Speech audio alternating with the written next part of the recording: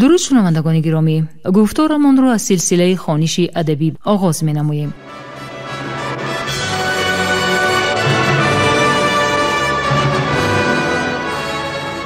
با توجه شما کتاب کسینوفونت تحت عنوان کروشنامه در ترجمه، تحریر، سرسخن و توضیحات دکتر علم‌های فلسفه پروفسور رمضان نظریف در قرائت کارمند شایسته تاجیکستان علیزاده عبدالرشید خوجامقل تقدیمتان می‌گردد. گفتار 20.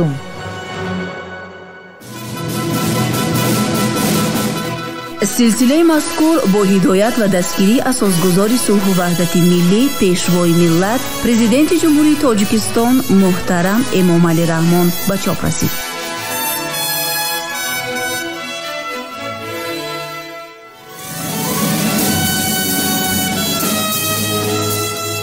کروشنامه اثری است که تربیه سرلشکر و حاکم آرمانی مردم فارس را در دوره هخامنشی‌ها تصویر می‌کند. آن همچون رمانی تاریخی، ترجمه حالی و دستورنامه اداره کنی و راهبری تعبیر می شود. در آن در برابر هنرهای جنگی و لشکرکشی و صنعت جنگ و محاربه ها، همچنین دستورهای سیاسی و اخلاقی در آمیزش با قصه های مردمی، ترجمه حالی و تخیلات بدیعی تصویر می یابد که اکثر آنها در دایره طبقه برگزیده افینه صورت گرفته است. همچنین کروشنامه درباره خصلت و سیرت کوروش بزرگ معلومات می‌دهد.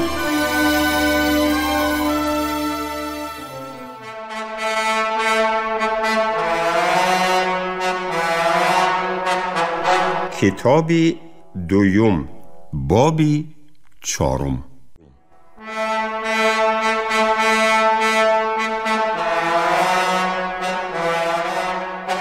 روزی هنگامی که کوروش جنگاورانش را که از پیش او با قطار حربی و پره مسلح شده می‌گذشتند از نظر می‌گذراند، از جانبی کیاکسار قاصدی رسیده آمده از آمدن هیئت سفارت از هندوستان خبر داد. در این حال قاصد چنین گفت: کیاکسار طلب دارد که به نزدش هر چیز زودتر روی. از او برای تو لباس زیبا نیز آوردم. شاه می خواهد که تو در نزد سفیران هند با لباسی عالی جناب ترین و با خشمت ترین حضور داشته باشی، زیرا آنها حتما توجه خواهند کرد که تو در نزد آنها چگونه ظاهر می شوی. پس از شنیدن این سخنان کوروش به تکسیرخ اول فرمود که در جبهه از طرف دست راستش ایستد و از پی خود تمامی تکسیس ها را در یک قطار صف آراید. به تکسیرخ دوم و دیگری آن نیز همین گونه فرمان داد. در یک مدت کوتاه به جبهه حربی صف آراسته 300 تکسیرخ، شماره اشان همین قدر بود، وارد گشتند. در مجموع باشد این نظام حربی از 100 قطار عبارت بود. چون جنگاوران به این گونه صف کشیدند، کوروش فرمان داد که از پی او آیند و خودش با سرعتی تیز به حرکت درآمد. مشاهده نمود راهی که به سوی قرارگاه شاه میبرد برای رهپیمایی سپاهیان یک جبهه که از 300 نفر عبارت بودند تنگ است و پس به 1000 نفران اول فرمان داد که با همان ترتیب پیشینه او را پیگیری نمایند. 1000 نفران دوم به دنبال صف ستون شکلی 1000 نفره اول بپیوندند و چنین ترتیب رهگردی را باقی مانده جنگاوران نیز رعایت نمایند. خود کوروش بدون توقف پیش از همه می رفت. 1000 نفران دیگر از پی او قدم زده به هم نزدیک بودند. در آغاز راه او 2 گیپریت را نوبتدار گذاشت که آنها به دیگران باید نشان می دادند که چیکار کردن لازم است؟ وقتی که آنها به نزد دروازه قصر کیاکسار آمدند، کوروش به تکسیرخ اول فرمان داد که گروه جنگاورانش را در 12 قطار به جانب عمق آن صف کشد و داده کرخها باشند در پیشگرد لشکر در نزد قصر باید قرار گیرند. خود همین فرمان به تکسیرخ دویم و دیگری آنها نیز داده شد. همه آنها گروه جنگاورانشان را موافق این فرمان صف آراستند. کوروش با لباس معمولی پارسی خیش بدون یگان تغییرات در آن وارد کاخ کیاکسار گردید. او را دیده کیاکسار از زود آمدن کوروش شادی کرد، اما وقتی که لباس عادی را در بدنش مشاهده کرد غمگین شد و گفت: کوروش، چه حادثه روی داد؟ در کدام صورت خودت را به هندوها نشان می دهی؟ من امیدوار بودم که تو نمودی با شکوهی را خواهی داشت. پیدا شدن پسر خواهرم با لباسی با شکوه به تخت من شکوهی دیگر می بخشید. به این سخنانش کوروش اعتراض کرد: در کدام حالت کیاکسار من به تو شرف بزرگتر عطا می کنم؟ با پوشیدن لباسی با شکوه، دستپانه و زنجیری گرانبها، ولی مغمبرانه فرمانهای تو را اجرا به اجرا رسانده و یا حالا که من فرمانت را با چنین سرعت اجرا کرده لشکری بزرگ را به نزدت آورده ام و آن را به خاطر احترامی تو که با گذریش به این طرف بدنم را عرق زیر کرده است و این چنین به خاطر نمایش انتظام سربازان اجرا کرده ام. کوروش چنین پاسخ داد: کیاکسار حقانیت سخنان او را اعتراف نمود و پس سفیران هند را به قصر دعوت کرد. سفیران اظهار نمودند که آنها را شاه هندوها فرستاده فرموده است تا بفهمیم که با کدام سبب جنگ بین مادها و آشوریان سر زده است. پس از شنیدن پاسخ شاه ماد، آنها موافق فرمان شاهشان باید نزد شاه آشوریان نیز رفته همین سوال را از او نیز می پرسند. پس از این شاه هندویان باید به هر دو اعلام دارد که عدالت در جانب کدام آنها باشد طرف جبر دیده را خواهد گرفت. به این سخنان کیاکسار پاسخ داد: بدانید که ما شاه آشوریان را به هیچ وجه خفه نکرده ایم. اکنون اگر مناسب دانید به نزدش روید و به جوابش گوش اندازید. کوروش که در آنجا حاضر بود به کیاکسار رو آورده گفت: شاهم، به من اجازت می دهید که اندیشه خودم را نیز بیان کنم؟ کیاکسار اجازت داد و کوروش به سفیران گفت: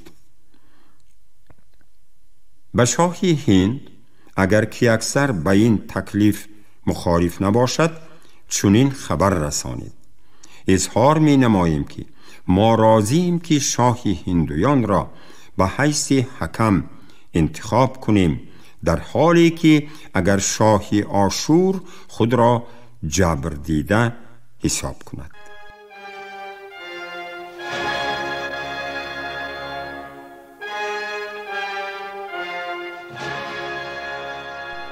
سفیران بعد شنیدن این سخنان قصر را ترک نمودند.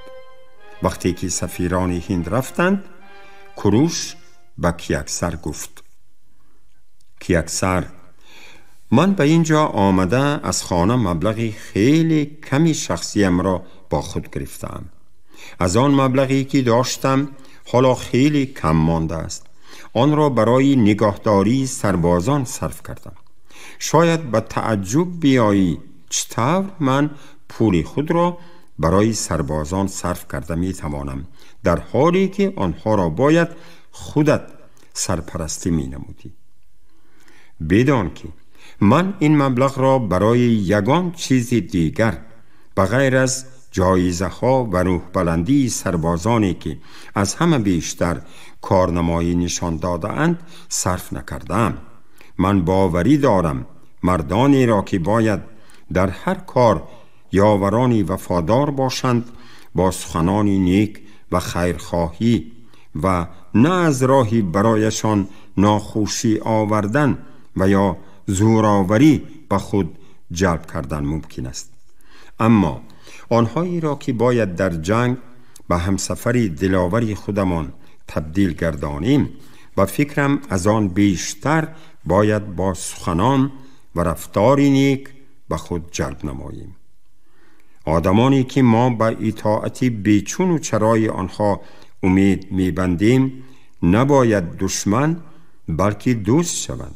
چنان باشند که هنگام کامیابی هایمان به ما حسد نبرند و در مصیبت به ما خیانت نکنند.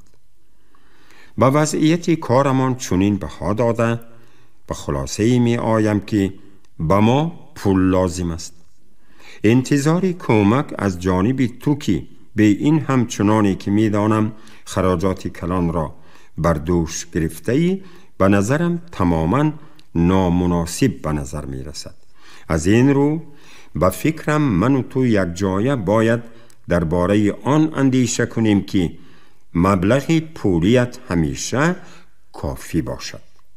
وقتی که آنها در بساطت فراوانند باوری دارم که من هم در حالت ضروری امکانی از تو گرفتن پول را پیدا خواهم کرد، خصوصاً با نظر داشت آن که من این مبلغ را برای هدفهایی صرف می کنم که آنها را عالی جناب اعتراف نموده ای.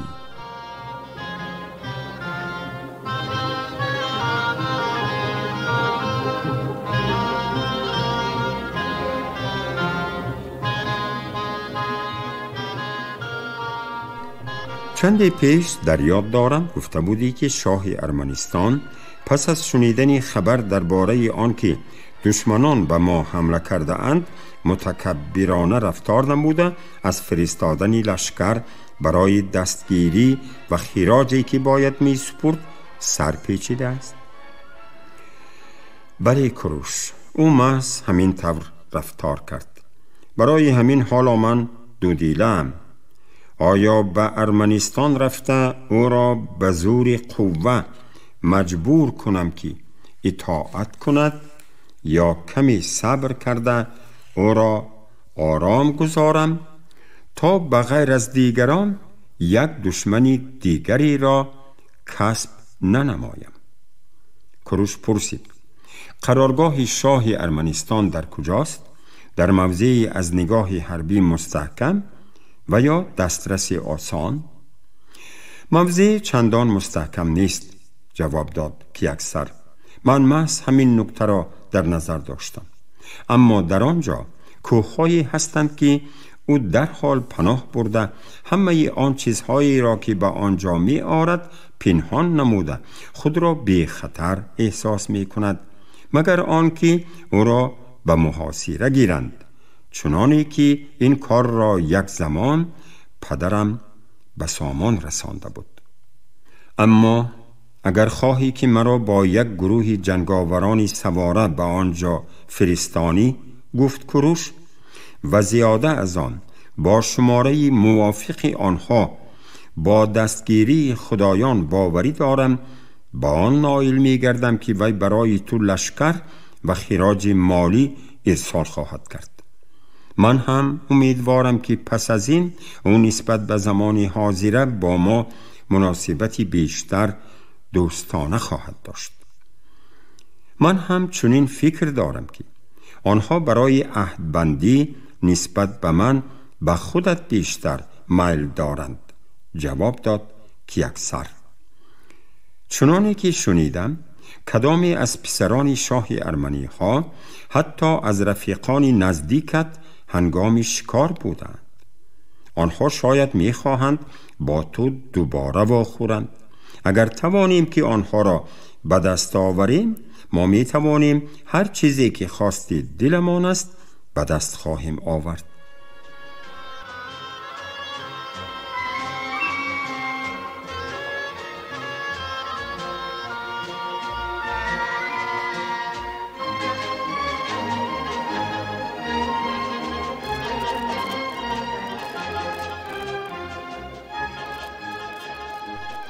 آیا درباره آن اندیشه نکرده ای که همه آن چیزهایی را که ما در اینجا به نقشه گرفتیم باید مخفی نگاه داشت؟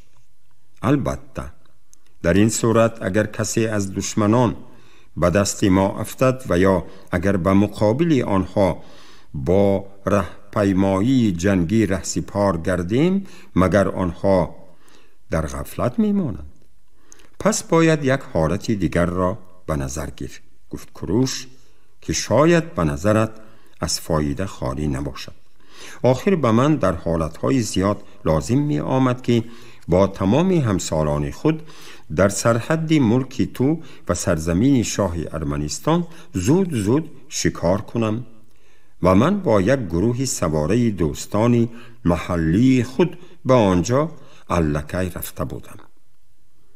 اگر حالا هم عیناً همین گونه رفتار کنی، البته شبهه را نسبت به خودت به میان نمی آری. اما اگر با لشکری به آنجا بیایی که شمارش از لشکری که عادتاً به شکار می رفتید خیلی کلانتر باشد، آن به نظر ایشان شبهناک می رسد. اما بهانه پیدا کردن ممکن است که باعث شک و شبهه نگردد. مثلا بگذار کسی در اینجا آوازه پهن سازد که گویا من به شکاری بزرگ می برایم. در آن حالت آشکارا از تو یک گروهی سوارگردها را خواهش کرده می توانم. پیشنهادت عالی جناب است، پاسخ داد کیکسار. من باشد جواب می دهم که به تو فقط شماره کمی سوارگان را داده می توانم، زیرا گویا که خودم می خواهم شخصاً دیدبانگاه ها را در سرحد با آشور تفتیش کنم. بله، من حقیقتاً می خواهم که به آنجا رفته سرحد را مستحکم کردنی بودم. وقتی که تو با دسته خود پیش از من به آنجا می آیی و یک چند روز را در شکار می گذرانی، من برایت شماره کافی سوارگان و این چنین تمام جنگاوران پیاده‌گردی را که جمع کرده می توانم می فرستانم. چون آنها را قبول می کنی، فوراً به نبرد وارد می گردی. من باشم با باقی مانده جنگاوران کوشش می کنم که در نزدیکی های شما موقع گیرم تا در مورد ضرورت امکان داشته باشم که زود به یاری شما بیایم. بعد این صحبت که اکثر به جمع آوردن جنگاوران سواره و پیاده‌گرد شروع نمود و در راه به سوی دیدبانگاه های سرحدی فایتون ها را با نان فرستاد. کوروش باشد برای سفری بی خطر به نبرد حربی برای خدایان قربانی کردن گرفت و در عین حال قاصدانش را به نزد کیکسار فرستاد تا از او خواهش نمایند که به او یک گروه جنگاوران جوانی سوارگرد دهد. هرچند اختیاریان زیاد خواهشی با کوروش همراه شوی داشتند، اما شاه به او تنها یک گروه کوچکی آنها را داد و بس. شما گفتار 20 را از سلسله خوانش ادبی از روی اثر کسینوفونت تحت عنوان کوروشنامه در ترجمه، تحریر، سرسخن و توضیحات دکتر علم‌های فلسفه پروفسور رمضان نظریف در قرائت علیزاده عبدالرشید خوجمقل شنیدید. کارگردان شیرعلی نغزلی، صدابردار کریم جان حمیدزاده.